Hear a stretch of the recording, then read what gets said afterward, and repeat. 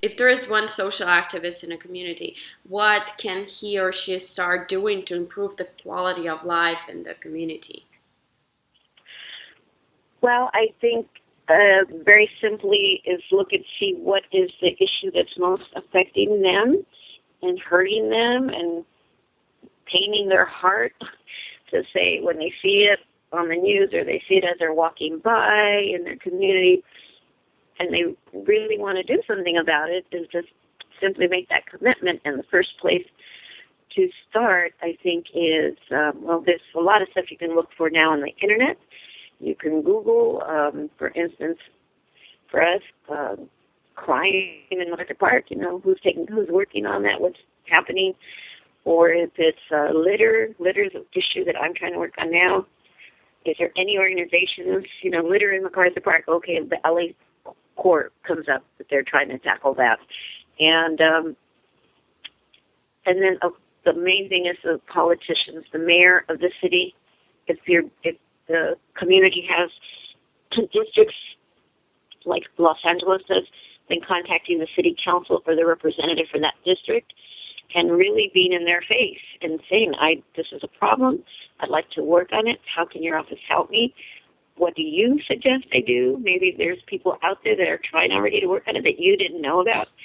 And that's what happened to me. I wasn't alone. Once I got out into the neighborhood, there was like so many people that were trying to do it, but they were all isolated and doing their own little thing in their own way. And so when we created the Alliance, it brought everybody together that was doing anything that was trying to change and improve the quality of life in MacArthur Park. We brought them all together. So now we're working together to support one another.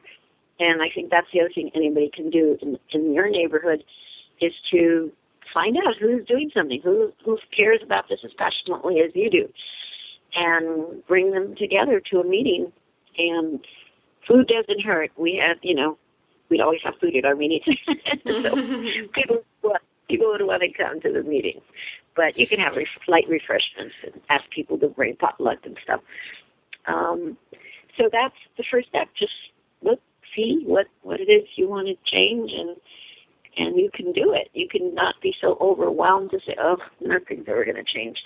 Nothing's going to happen. I mean, MacArthur Park, if you talk about overwhelming, I could not believe it when I saw it the first time. I told my partner, Dr. Coletti, I said, we're supposed to create a vending district in this park where it's so full of crime and homeless encampments. And it took a few years. It took us, I'd say, a good 5-6 years to completely turn it around. And I'm still working to try to make sure we have our Alliance meetings every month. And we still work as a group to make sure we're keeping an eye on the park. We are lucky that a foundation came in and built a beautiful, restored. We had an amphitheater there that was abandoned and just not usable. And so it's been about 5 years now that the bandshell has been refurbished.